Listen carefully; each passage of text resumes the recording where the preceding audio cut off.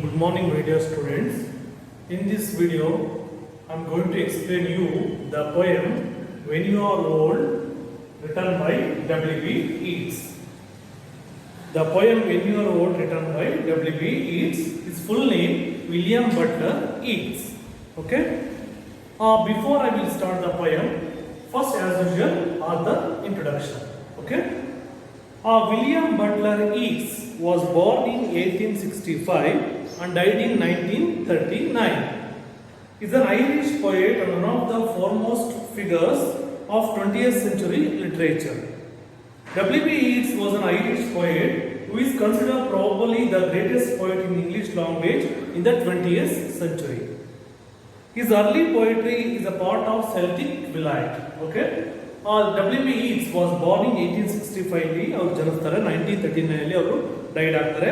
is one of the famous Irish poet and one of the foremost figure of 20th century. 20ನೇ ಶತಮಾನದ one of the famous writer ಯಾರು W.B. Yeats ಅಂತ ಹೇಳಬಹುದು. Basically Irish poet who is considered probably the greatest poet 20th century ಬರುವಂತ one of the greatest writer ಅಂತಂದ್ರೆ W.B. Yeats ಅಂತ ಹೇಳಬಹುದು.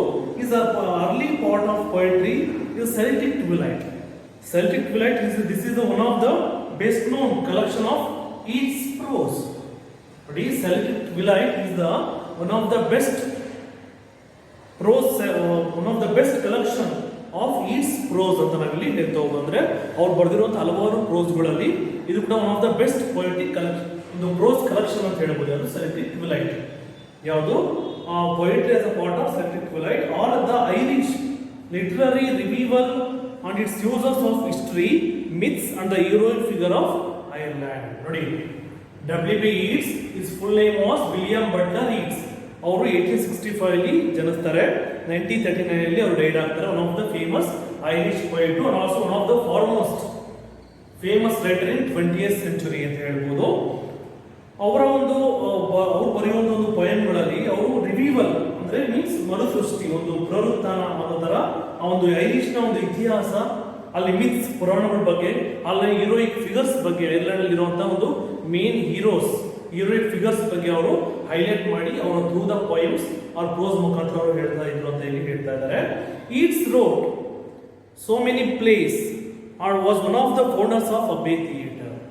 W.B. Yeats is not only a poetist but also a great dramatist. ಒಬ್ಬ ನಾಟಕಕಾರ ಕೂಡ ಅವರು ಸುಮಾರು ಡ್ರಾಮಾಸ್ಗಳು ಅವರು ಬರೆದಿದ್ದಾರೆ and also one of the founders of Abbey theatre. Abbey theatre capital of Ireland. Abbey is the capital of Ireland. ಅಲ್ಲಿ ಒಂದು theatre ಬರುತ್ತೆ. ಆ ಥಿಯೇಟರ್ ಆರಂಭ ಮಾಡಿದ ಪ್ರಮುಖರಲ್ಲಿ ಇವರು ಕೂಡ ಒಬ್ಬರು ಅಂತ ಇಲ್ಲಿ ಹೇಳ್ತಾ ಇದ್ದಾರೆ. Abbey theatre Dublin means Dublin is the capital of Ireland and also was witness of revolutionary politics of Ireland. ಇವರು ಅಬ್ಬೆ ಥಿಯೇಟರ್ ಅಲ್ಲಿ ಬರುತ್ತೆ, ಡಬ್ಲಿನ್ ಅಲ್ಲಿ ಬರುತ್ತೆ. Dublin is the capital city of Ireland. ಅಲ್ಲಿ ಇವರು ಥಿಯೇಟರ್ ಆರಂಭ ಮಾಡ್ತಾರೆ ಸುಮಾರು ಜನ ಪ್ರಮುಖರಲ್ಲಿ. ಇವರು ಕೂಡ ಒಬ್ಬರು ಅಂತ ಹೇಳ್ಬೋದು W.B. Yeats ಅವರು. ಜೊತೆಗೆ and was a witness of revolutionary politics of Ireland. ಒಂದು ಐರಿಷ್ ನ ಒಂದು ರಾಜಕೀಯ ಚಿಂತನೆಯನ್ನು ಕೂಡ ಮಾಡ್ತಾ ಇದ್ರು. ಅದೊಂದು ರೆವಲ್ಯೂಷನ್ ಕ್ರಿಯೇಟ್ ಮಾಡೋದು, ಒಂದು ಕ್ರಾಂತಿಯನ್ನು ಹುಟ್ಟಾಕಂತ ಒಬ್ಬ ರೈಟರ್ ಅಂದ್ರೆ ಅದು W.B. Yeats ಅಂತ ನಾವಿಲ್ಲಿ ಹೇಳ್ತಾ ಹೋಗ್ಬೋದು. He was awarded, he got Nobel Prize for Literature in 1923.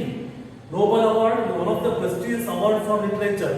He got Nobel Award in 1923. Later, under the influence of Ezra Pound, he began to write modernist poetry. He is among the great love poets of the world. ನೋಡಿ, W.B. Yeats one of the foremost figure of 20th century.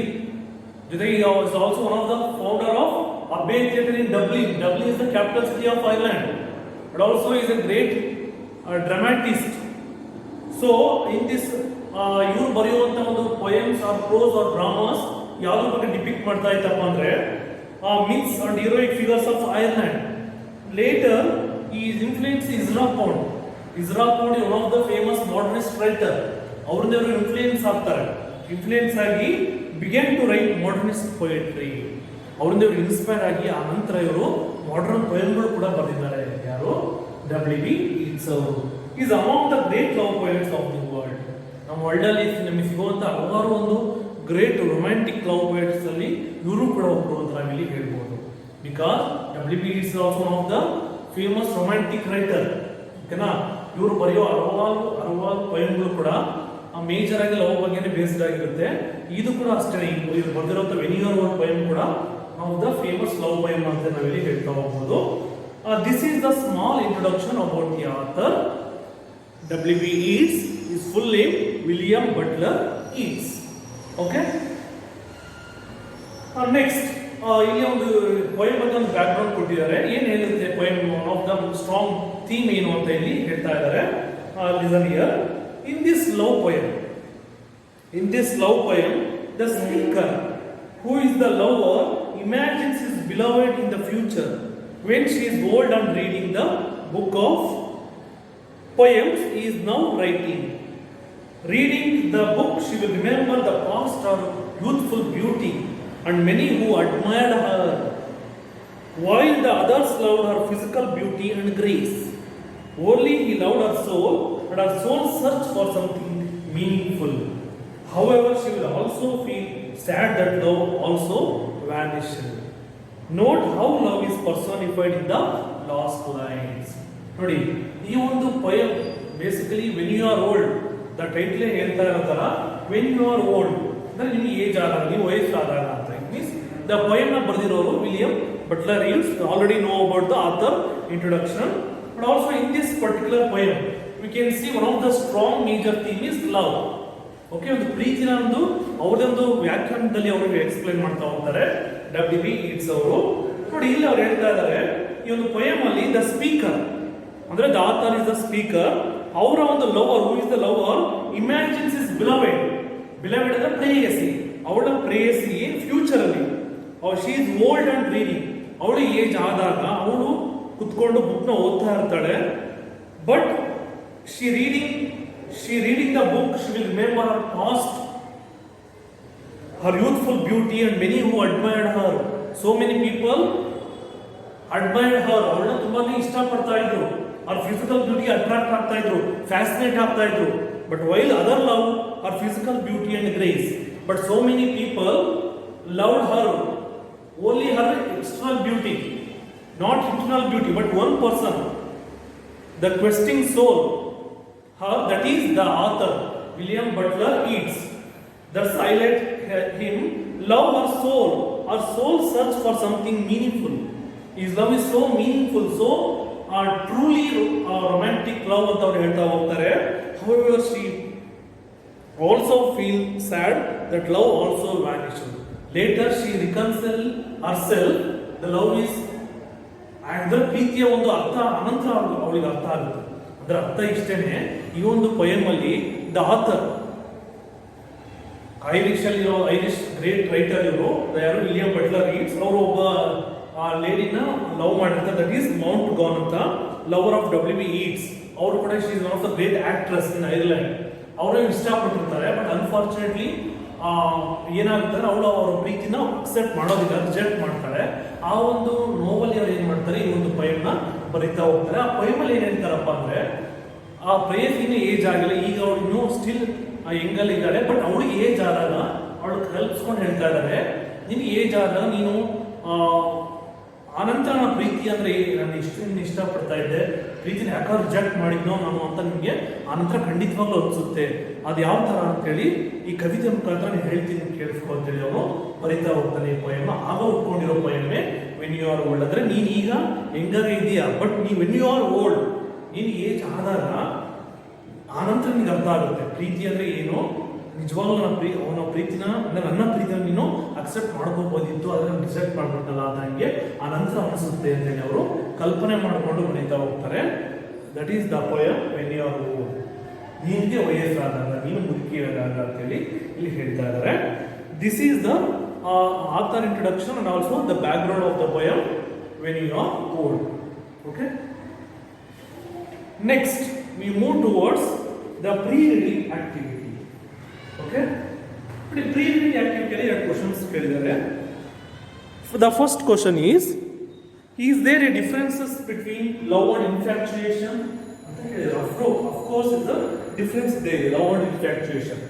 Love, what do you mean by love? According to you so many people ಹಲವಾರು ತರ ಅವರ ಒಂದು ವೇಯಲ್ಲಿ love ನ describe ಮಾಡ್ತಾ ಹೋಗ್ತಾರೆ. But simple ಆಗಿ ಹೇಳಪ್ಪ love an intense feeling or deep affection ಅಂತ ಹೇಳ್ಬೋದು. Love is intense feeling and deep affection.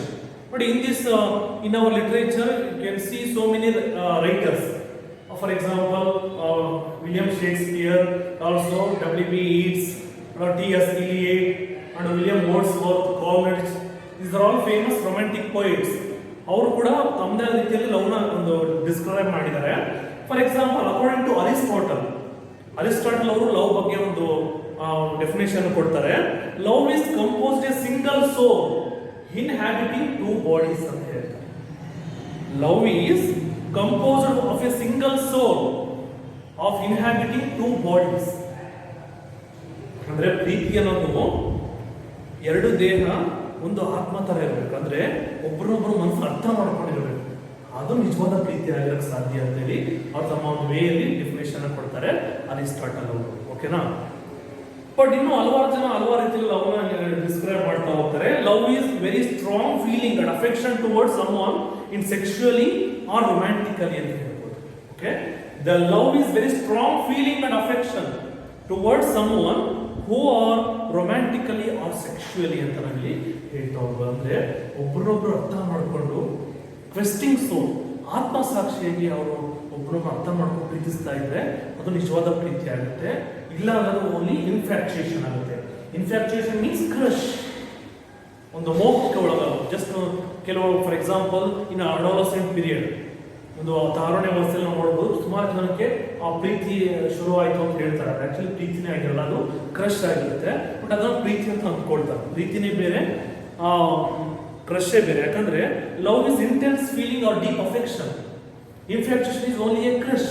ಒಬ್ಬರ ಬಗ್ಗೆ ನೋಡಿದ ತಕ್ಷಣ ಇಷ್ಟ ಆಗೋದು ಅಷ್ಟು ಬಿಟ್ರೆ ಅದು ಒಂದು ಅಟ್ರಾಕ್ಷನ್.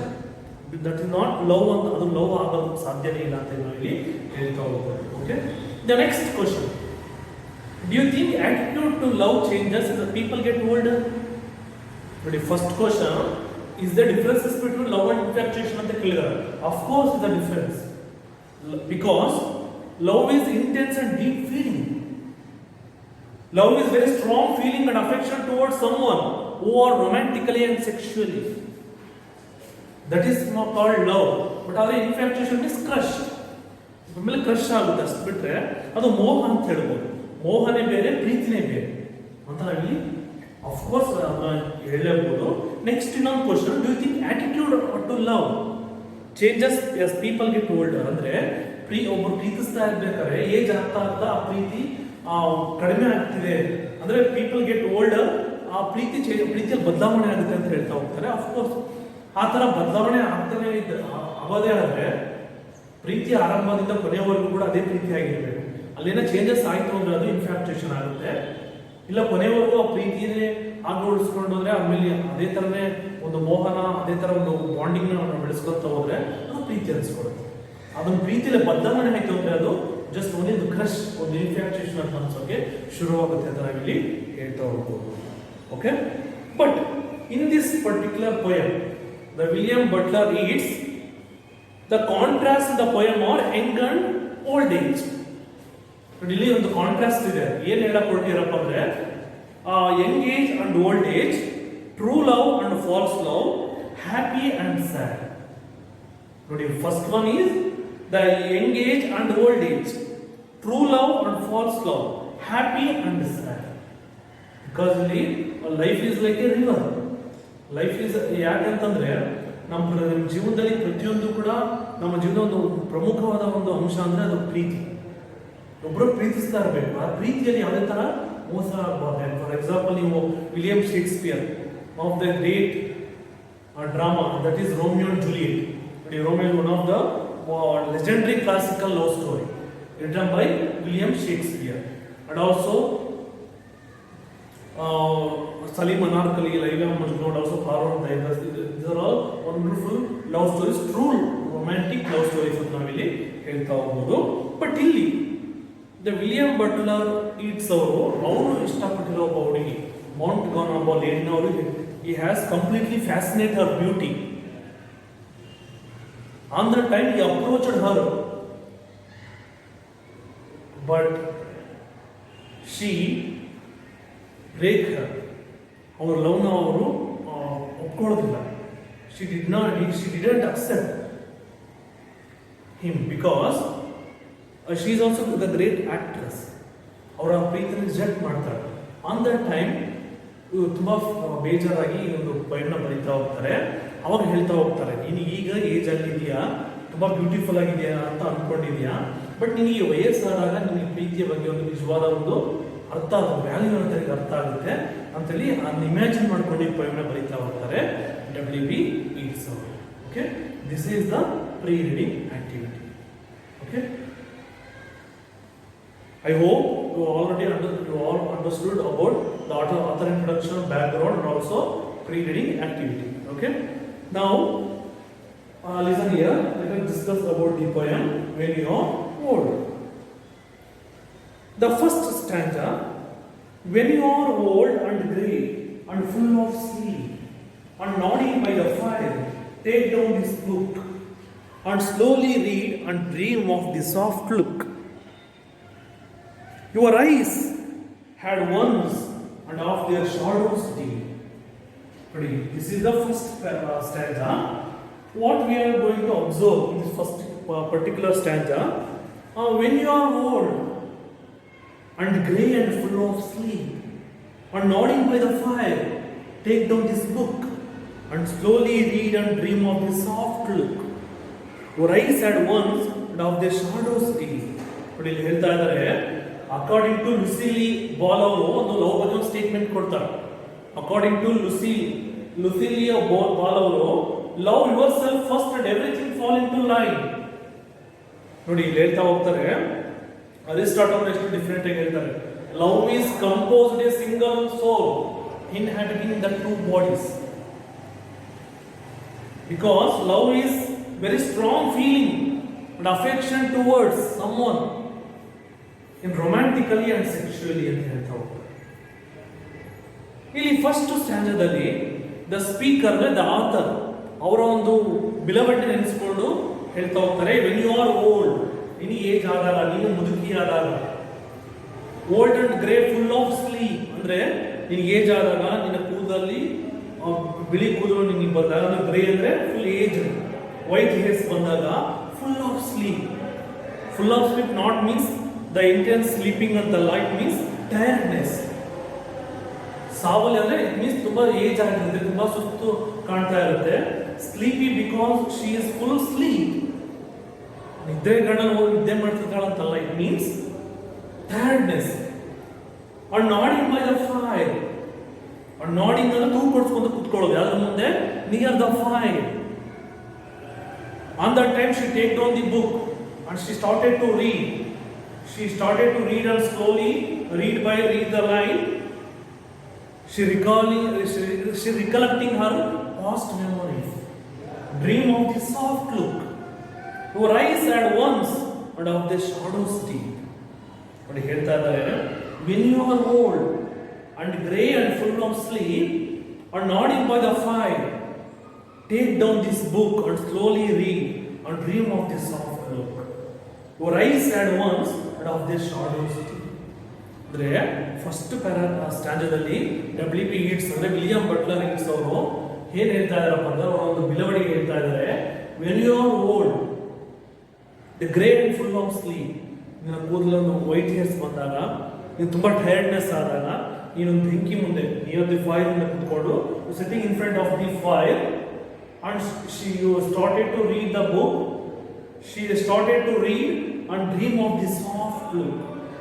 ಆಗ ನೆನಪು ಮಾಡ್ಕೊಳ್ತೀಯ ಒಂದು ಪಾಸ್ಟ್ ಮೆಮೊರೀಸ್ನ.